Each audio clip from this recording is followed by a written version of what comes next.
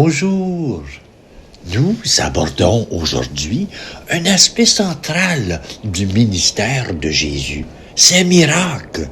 Loin d'être de simples prodiges destinés à impressionner les foules, les gestes de puissance de Jésus constituent des actes théologiques profonds qui révèlent son identité messianique et la nature du royaume qu'il est venu instaurer. Les évangiles rapportent 36 miracles spécifiques auxquels s'ajoutent des allusions à de nombreuses autres guérisons et interventions surnaturelles. Chacun de ces signes ouvre une fenêtre sur le mystère de la personne du Christ et sur le dessein salvifique de Dieu. Cette leçon peut être un peu aride, compliquée, mais c'est possible de tout comprendre. Il faut prendre des pauses et respirer pour saisir les nombreux sujets abordés dans cette leçon. Je vais aller lentement et vous verrez le grand mystère dans ce livre, la Bible. Prenons le temps de considérer que chaque miracle est en réalité une parole en acte, une proclamation tangible de l'avènement du royaume. Quand Jésus redonne la vue à l'aveugle, apaise la tempête ou ressuscite Lazare, il ne suspend pas temporairement l'ordre naturel. Il révèle de façon éclatante l'irruption de l'ordre eschatologique, celui de la rédemption finale, au cœur même de son histoire, de notre histoire. Ces gestes sont des brèches. À travers elles, la lumière du monde à venir filtre et vient éclairer les ténèbres de la maladie, du chaos et de la mort. Il démontre que sa puissance n'agit pas seulement sur la nature, mais pour la restauration de toute la création. Ainsi, la multiplication des pains parle d'une surabondance messianique. Les exorcismes attestent la défaite inaugurale de Satan. Les guérisons physiques signifient la guérison spirituelle de l'humanité. Ensemble, ces actes forment un langage cohérent. Ils révèlent que Jésus est bien le Verbe créateur, venu recréer et restaurer toutes choses en lui. Les miracles de Jésus peuvent être classés en plusieurs catégories révélatrices.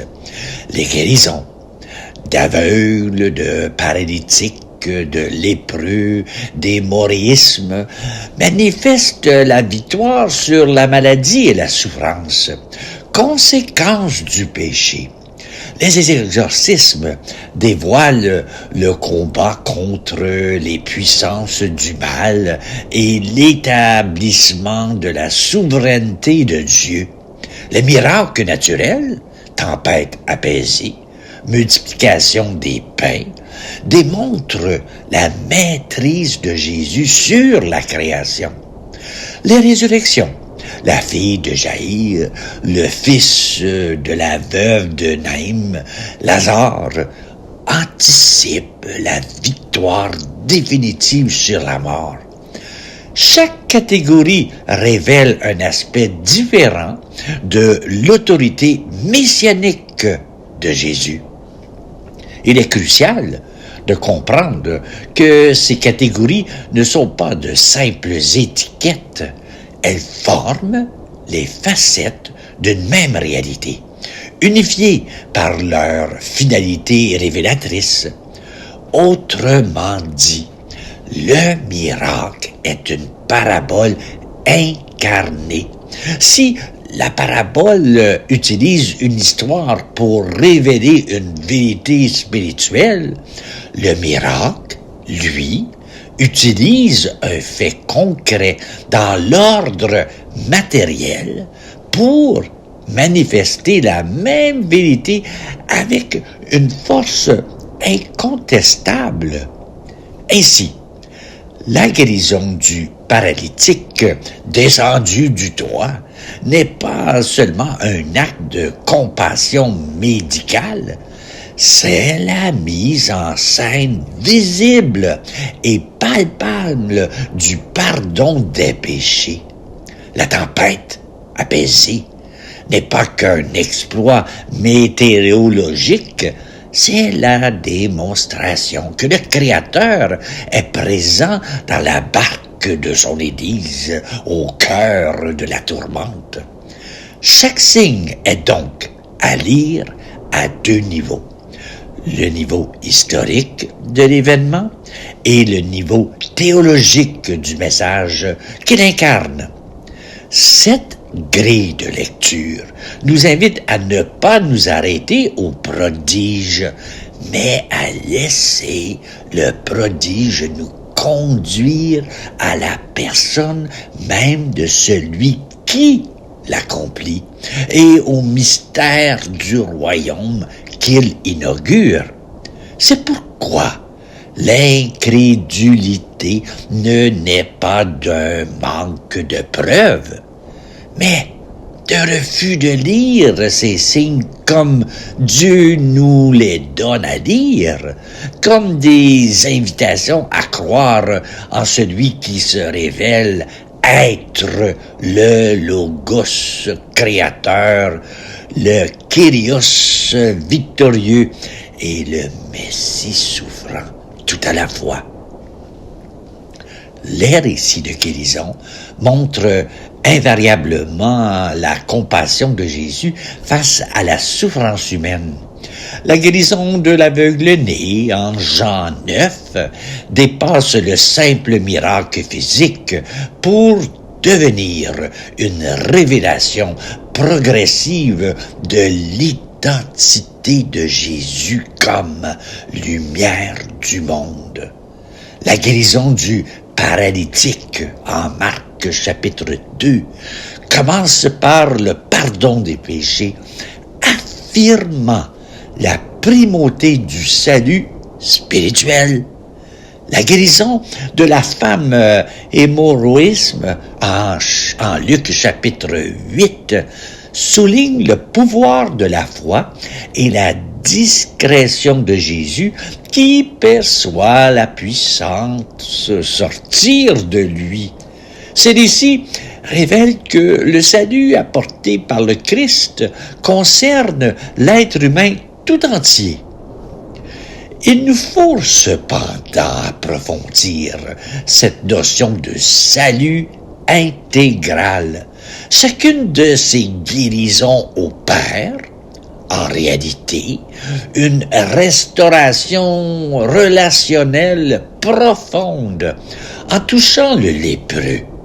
Jésus ne transgresse pas seulement un tabou sanitaire, il réintègre un exclu dans la communauté de l'Alliance.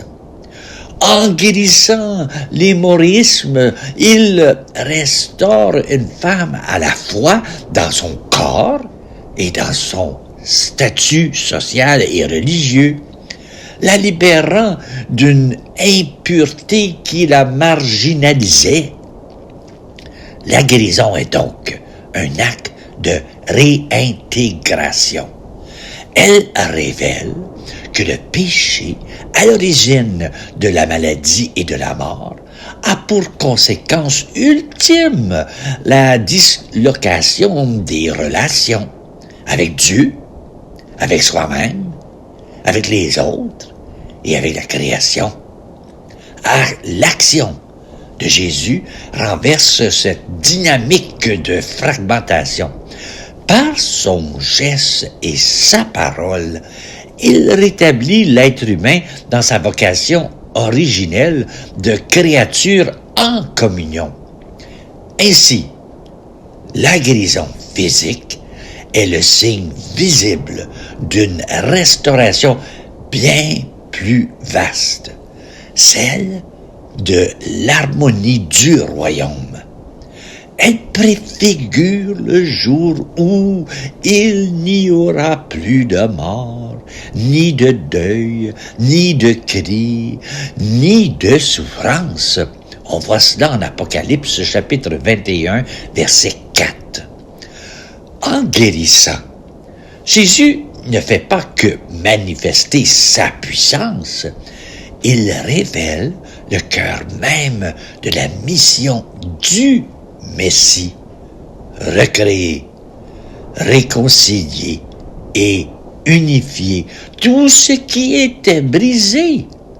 Le miracle de la guérison est ainsi une proclamation en acte de la nouvelle création. Les expulsions de démons occupent une place significative dans le ministère de Jésus, particulièrement dans l'évangile de Marc. L'exorcisme de l'homme possédé de Gerasa, en Marc chapitre 5, montre l'autorité absolue de Jésus sur les légions démoniaques. La controverse avec les pharisiens en Matthieu chapitre 12 établit le lien entre les exorcismes et l'arrivée du royaume de Dieu.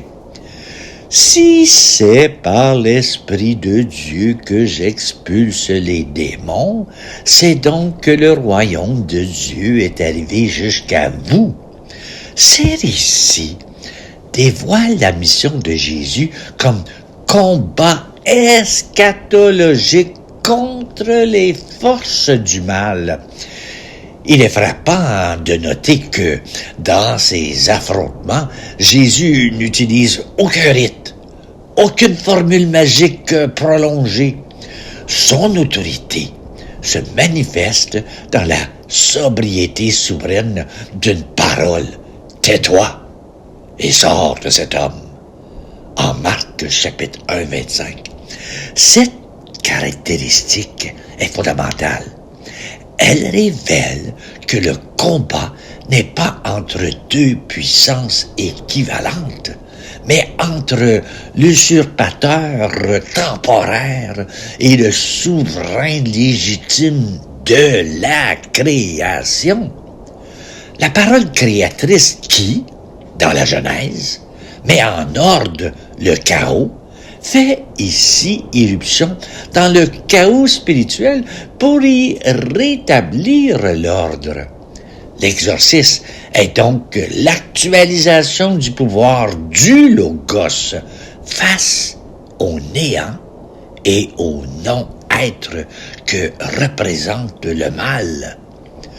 En chassant les démons, Jésus ne mène pas seulement un combat ponctuel, il lie l'homme fort. En Matthieu chapitre 12, verset 29, pour lui prendre ses biens, c'est-à-dire pour arracher l'humanité à son emprise. Chaque expulsion est une brèche dans la forteresse de Satan, un avant-goût de sa défaite totale à la croix et à la résurrection.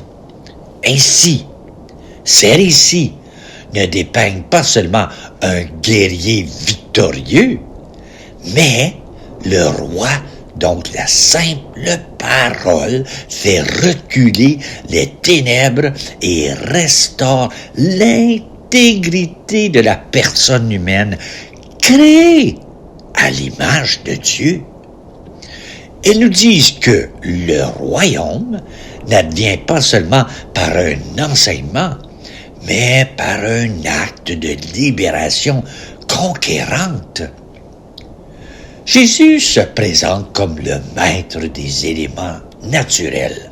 La tempête apaisée en Marc chapitre 4 révèle son autorité sur le chaos.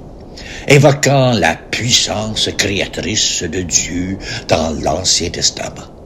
Les multiplications des pains en Marc chapitre 6 et 8 actualisent le don de la manne au désert et préfigurent l'Eucharistie.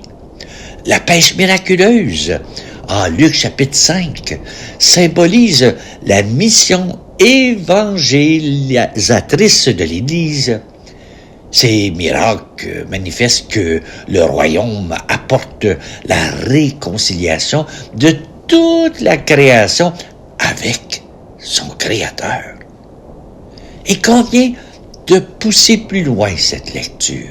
En exerçant cette autorité, Jésus ne se contente pas de dominer les éléments comme un simple thaumaturge. Il se révèle être le principe même pour lequel et par lequel toute chose existe. La création, défigurée par le désordre, introduit par le péché, reconnaît en quelle sorte la voix de son maître et Seigneur. La tempête s'apaise, non sous l'effet d'une force extérieure contraignante, mais dans une sorte d'obéissance restaurée. Les miracles naturels sont donc les signes incarnés de la rédemption annoncée par saint Paul. On voit cela en Romains chapitre 8, versets 19 à 22. Il témoigne que le salut en Christ n'est pas une évasion hors du monde matériel, mais sa transfiguration. Quand Jésus marche sur les eaux ou multiplie la matière, il indique que la nouvelle création est déjà à l'œuvre en sa personne. Il est l'Adam, le nouvel Adam, dans lequel l'harmonie originelle entre homme et le cosmos est rétablie. Ainsi, ces gestes pointent vers l'horizon eschatologique du royaume, où le lion et l'agneau paîtront côte à côte, et où la création tout entière, libérée de son esclavage, deviendra le temple de la présence glorieuse de Dieu.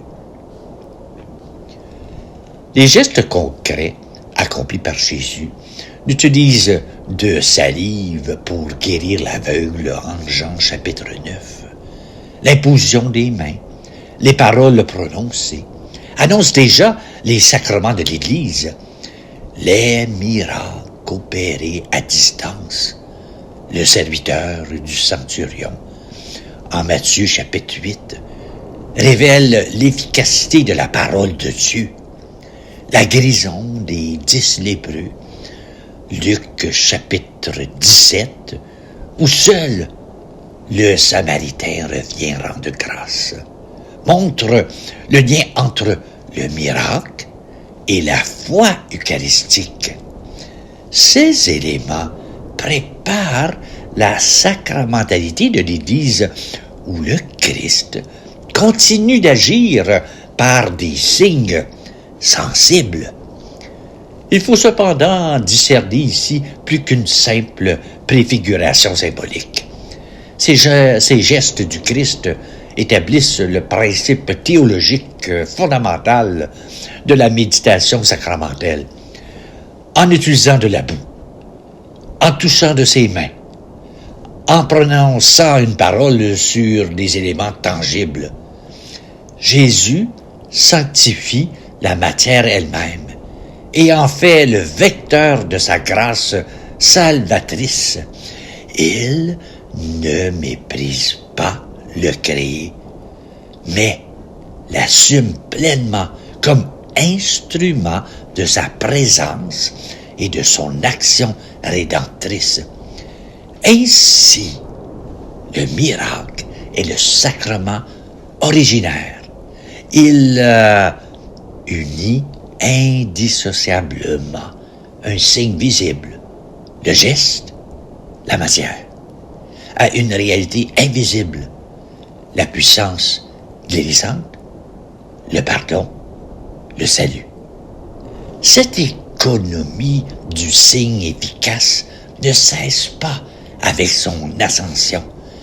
Elle se sublime et se diffuse à travers les sacrements de son Église, l'eau du baptême, l'huile de l'onction, le pain et le vin eucharistique deviennent alors les lieux où le Seigneur ressuscité, invisiblement présent, continue d'accomplir les mêmes œuvres de guérison, la libération et la vie nouvelle.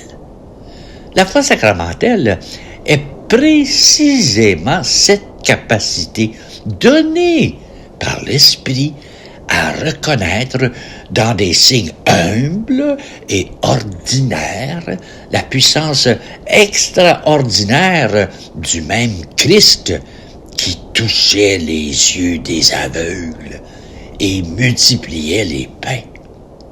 En cela, chaque célébration sacramentelle est un miracle rendu présent à notre foi, nous insérant personnellement dans la dynamique salvifique inaugurée par les gestes mêmes de Jésus.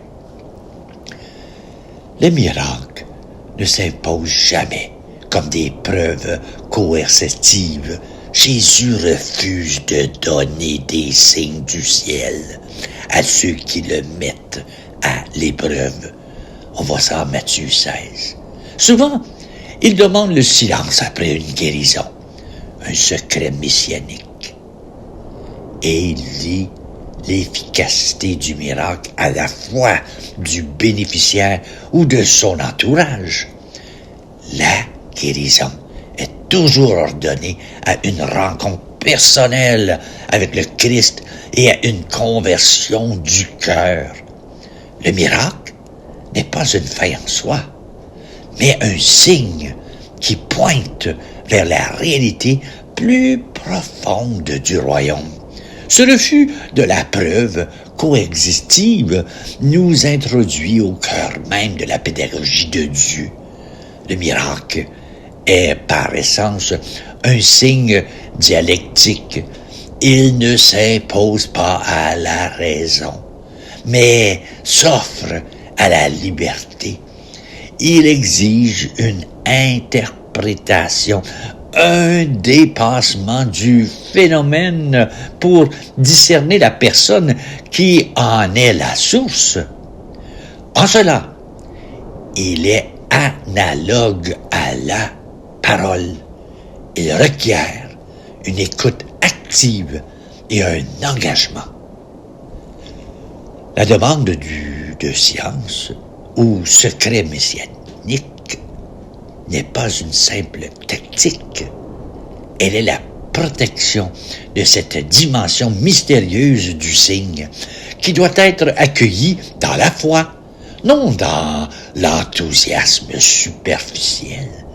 La foi n'est pas ici une condition magique pour que le miracle opère, mais la disposition intérieure qui permet d'en recevoir le sens ultime. C'est pourquoi Jésus peut parfois sembler taquiner la foi, comme avec la cananéenne en Matthieu chapitre 15, ou guérir progressivement, comme avec l'aveugle de Bethsaïda en Marc chapitre 8. Il sculpte la foi dans la rencontre. Ainsi, le miracle authentique ne produit pas simplement un bénéficiaire guéri, mais un témoin, et souvent un disciple. Il ouvre un chemin de relation. Celui qui n'y voit qu'un prodige reste à l'extérieur du mystère. Celui qui y perçoit la compassion et l'autorité du Fils entre dans une dynamique de confiance et de suite. Le signe aboutit ainsi toujours à une question personnelle. Qui dites-vous que je suis? Matthieu, chapitre 16, verset 15. La réponse ne se trouve pas dans l'admiration du geste, mais dans la reconnaissance de celui qui l'accomplit. L'ensemble des miracles de Jésus constitue une anticipation sacramentelle du royaume défini.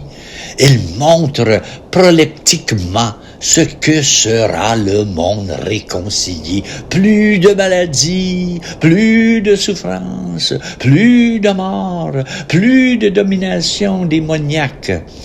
Saint Irénée verra dans ses gestes les armes de la résurrection générale.